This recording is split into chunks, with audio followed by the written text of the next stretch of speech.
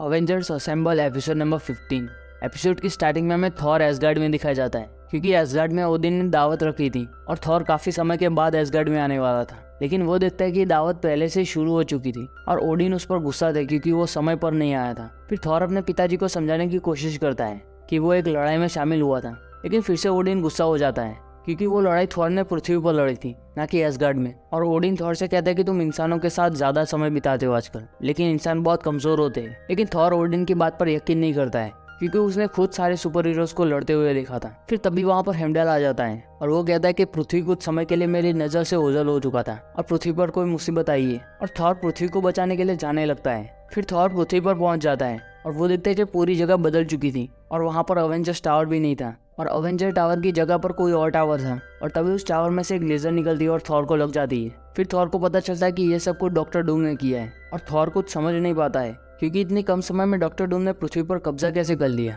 तभी वहाँ पर डॉक्टर डूम के सारे सोल्जर्स आ जाते हैं थॉर को पकड़ने के लिए और थॉर उनसे फाइट करने लगता है। और थॉर को बचाने के लिए हॉकाई, फैल्कन और स्पाइडी आ जाते हैं और सबके सूट ब्लैक हो चुके थे और वो तीनों थॉर को पहचान नहीं पाते और थॉर को थंडर नाम से बुलाते। और ये सबको देखकर थॉर गुस्से में आ जाता है, इसलिए वो अपनी थंडर पावर से सारे सोल्जर्स को हरा देता है। फिर थॉर उनके पास जाता है और कहता है कि अवेंजर्स कहाँ पर है, और उन तीनों को अवेंजर्स के बारे में कुछ भी नहीं पता था। दरअसल उन तीनों की टीम का नाम होता है डिफेंडर्स। फिर वो चारों बोट में बैठ जाते हैं और जाने लगते हैं डिफेंडर्स के बेस में। और जाते वक्त थॉर हॉकाई से बात करता है और उसे पता चलता है कि डॉक्टर डूम ने बहुत साल पहले ही पृथ्वी पर हमला कर दिया था। तभी से डिफेंडर थंडर का इंतजार कर रहे थे और थॉर ये सब कुछ सुनकर कंफ्यूज होता है क्योंकि वो आज सुबह ही पृथ्वी से एसगार्ड गया था और इतनी जल्दी डॉक्टर डूम ने पृथ्वी पर कब्जा कैसे कर लिया। और तभी उन लोगों के ऊपर हमला होने लगता है और वो हमला किया था ब्लैक विडो ने। और तभी थॉर उसका नाम पुकारता है, लेकिन नताशा कहते हैं कि डॉक्टर डूम ने कहा था कि तुम मुझे बहकाने की कोशिश करोगे। और नताशा वहाँ पर एक मशीन को लेकर आई थी जिसको देखकर थॉर उसकी तरफ हथौड़ा फेंक देता है, लेकिन वो मशीन हथौड़े को ही कैद कर लेता है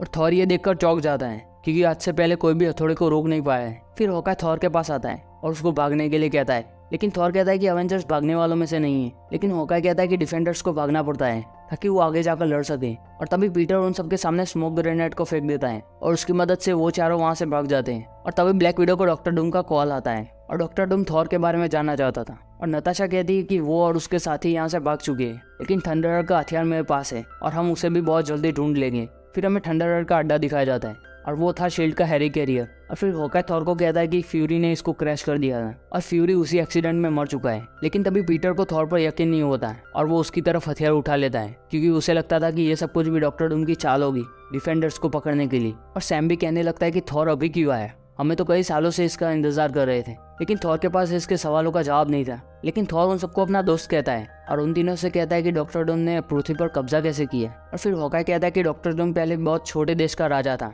लेकिन धीरे धीरे वो अपनी सीमाएं बढ़ाता गया और एक समय के बाद पृथ्वी के बाकी लीडर्स के पास कोई भी ऑप्शन नहीं था और सारे लीडर्स डरने लगे थे क्योंकि डॉक्टर डूम की टेक्नोलॉजी बाकी से अलग होती है। और तभी वहाँ पर डॉक्टर डूम आ जाता है और डॉक्टर डूम ने आयरन मैन का सूट भी पहना हुआ होता है और सूट के रिपल्सर की मदद से सारे डिफेंडर्स को हरा देता है और थॉर को भी पकड़ लेता है। फिर हमें नताशा दिखाई जाती है जो कि थॉर को डॉक्टर डूम के सामने ले जा रही थी और थॉर नताशा को फिर से समझाने की कोशिश करता है, लेकिन नताशा उसकी बातें इग्नोर कर रही थी। फिर थॉर डॉक्टर डूम के सामने आता है और उसको दिखाई देता है कैप्टन, जो कि अभी भी बर्फ में जमा हुआ था। और थॉर कैप्टन को देखकर गुस्सा हो जाता है और डॉक्टर डूम पर हमला कर देता है, लेकिन डॉक्टर डूम बच गया था क्योंकि उसने आयरन मैन का सूट पहना हुआ था। तभी थॉर डूम से कहता है कि तुमने सब पर कब्जा कैसे कर लिया। और डूम कहता है कि मैंने किसी पर भी कब्जा नहीं किया, इस दुनिया में कोई भी प्रॉब्लम नहीं है क्योंकि डूम ने सारी प्रॉब्लम्स को खत्म कर दिया था इस दुनिया से, और इन सब के बदले में वो वफादारी चाहता था। फिर नताशा को स्टार्क का कॉल आता है और स्टार्क डॉक्टर डूम से कहता है कि मुझे थंडर से बात करनी है ताकि हथौड़े को समझने में मदद मिल सके। और फिर थॉर टोनी से मिलता है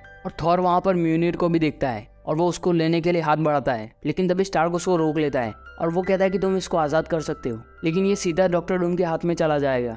और थॉर टोनी को देखकर कंफ्यूज होता है क्योंकि टोनी के पास अपना आर्क रिएक्टर नहीं था और वो कहता है कि तुम हमारे दुश्मन के साथ काम क्यों कर रहे हो। और तभी टोनी उस पर हंसने लगता है और वो कहता है कि विक्टर ने तो मेरी जान बचाई थी। और वहाँ पर थॉर बैनर को भी देखता है और वो अपने अंदर के हल को बाहर आने के लिए कहता है, लेकिन तभी बैनर कहता है कि डॉक्टर डूम ने उसकी भी जान बचाई थी, यानी कि जिस एक्सीडेंट की वजह से ये दोनों हीरो बने थे वो एक्सीडेंट कभी हुआ ही नहीं है, इसलिए टोनी के पास अपना आर्क रिएक्टर नहीं है। और बैनर भी एक सूट के अंदर है, ना कि एक हरा दानव। और फिर थॉर को सारी कहानी समझ में आ जाती है कि डॉक्टर डूम ने वक्त के साथ छेड़खानी की है क्योंकि डॉक्टर डूम जानता था कि इन लोगों के पास पावर्स नहीं होगी तो ये सिर्फ आम इंसान होंगे और उन्हीं की तरह सोचेंगे। लेकिन डूम ने थॉर को नहीं फंसाया था क्योंकि थॉर एसगार्डियन था और वो एक गॉड था और इसलिए इतने सालों से डॉक्टर डूम उसका इंतजार कर रहा था। फिर डूम थॉर से कहता है कि तुम उस हथौड़े को आज़ाद करो ताकि वो एसगार्ड पर भी हमला कर सके। और ये सुनकर थॉर को गुस्सा आ जाता है और उस पर हमला करने लगता है, लेकिन डूम उसको बड़ी आसानी से नीचे गिरा देता है क्योंकि थॉर अभी कमज़ोर था और डूम थॉर को शॉक देकर बेहोश कर देता है। फिर हमें विक्टर दिखाया जाता है, यानी कि डॉक्टर डूम, जो कि पूरे न्यूयॉर्क के सामने होता है और उन सबके सामने थॉर और सारे डिफेंडर्स को लेकर आता है। और थॉर को ओडिन की बातें याद आने लगती है जो कहते थे कि इंसान बहुत कमज़ोर होते हैं, उनको बचाने की ज़रूरत नहीं है। और थॉर आखिरी बार सब लोगों को समझाने की कोशिश करता है, लेकिन डूम कहता है कि ये सब इंसान है, तुम्हारी बातों से इन पर कोई भी फर्क नहीं पड़ने वाला। और तभी डॉक्टर डूम का एक सोल्जर उसको मारने वाला होता है, लेकिन तभी वो सोल्जर्स अपना नकाब हटा देता है और वो होता है पनिशर, और वो सारे सोल्जर्स पर हमला करने लगता है। फिर हमें पता चलता है कि ब्लैक विडो भी डॉक्टर डूम के खिलाफ हो चुकी थी और वो भी उन सबसे फाइट करने लगती है। फिर टोनी भी सारी मशीनें बंद कर देता है और म्यूनियर को आज़ाद कर देता है, और आज़ाद होते ही वो थॉर की तरफ जाने लगता है, लेकिन म्यूनियर की टक्कर हो जाती है कैप्टन के साथ, और वो जिस बर्फ में जमा हुआ था वो बर्फ भी टूटने लगा था और म्यूनियर सीधा उड़ता हुआ थॉर के पास आने वाला था। लेकिन तभी डॉक्टर डूम उसको गिरा देता है और खुद वो म्यूनियर को उठाने के लिए जाता है, लेकिन वो उसे उठा नहीं पाता है। लेकिन जब थॉर अपने म्यूनियर को बुलाता है तब वो उसके हाथ में चला जाता है और थॉर सबसे बड़ी बिजली को समन करता है, जिसकी वजह से उसके कपड़े भी ठीक हो जाते हैं और वो अपने फुल पावर में आ जाता है। और फिर वहाँ पर टोनी, नताशा और सारे डिफेंडर्स भी आ जाते हैं और सब लोग डॉक्टर डूम पर हमला कर देते हैं और डॉक्टर डूम हार मान के वहाँ से भाग जाता है। और थॉर को पता लग जाता है कि वो टाइम मशीन के पास गया है और डॉक्टर डूम इस गड़बड़ को ठीक करना चाहता था और इसके लिए वो समय में और पीछे जाने वाला था और वो मशीन को ऑन कर देता है, लेकिन उसके टाइम ट्रैवल करने से पहले वो मशीन बंद हो जाती है। और ये काम किया था डॉक्टर बैनर ने, क्योंकि उसको पहले से टाइम ट्रैवल मशीन के बारे में पता था। फिर थॉर भी वहाँ पर पहुँच चुका था, लेकिन डॉक्टर डूम सबसे पहले थॉर पर हमला कर देता है और वो दूसरा हमला करने वाला था, तभी वहाँ पर कैप्टन आ जाता है और डूम को नीचे गिरा देता है। फिर हमें टोनी दिखा जाता है जो कि कहता है कि थॉर को फिर से टाइम ट्रैवल करना पड़ेगा ताकि वो सारे हालात को ठीक कर सके, लेकिन बैनर कहता है कि सबको ठीक करने के बाद भी डॉक्टर डूम टाइम ट्रैवल कर सकता है, जब उसने पहली बार किया था उसी समय में। और थॉर को उसकी बातें समझ में नहीं आती, लेकिन टोनी थॉर से कहता है कि तुम्हें उस समय में जाना पड़ेगा जब डॉक्टर डूम ने मशीन को स्टार्ट किया था। और थॉर को वो समय याद था क्योंकि उस वक्त हेमडाल ने आकर पृथ्वी के बारे में कहा था कि वो खतरे में है। फिर थॉर उस टाइम में पहुंच जाता है जब डॉक्टर डूम ने पहली बार टाइम मशीन को यूज़ किया था और वो अपनी बिजली को मशीन पर गिरा देता है, जिसकी वजह से वो मशीन टूट जाती है। और ये सब कुछ थॉर ने छिप कर किया था, इसलिए डूम को लगता है कि यह मशीन ही खराब है और वो मशीन को अपने हाथों से ही तोड़ देता है और इसकी वजह से वो आगे जाकर भी टाइम मशीन के बारे में नहीं सोचेगा। फिर हमें अवेंजर्स टावर में सारे सुपर हीरोज दिखाए जाते हैं जो कि रोज की तरह आपस में बहस कर रहे होते हैं और थॉर उन्हें देखकर बहुत खुश होता है और ये एपिसोड यहीं पर ही खत्म हो जाता है।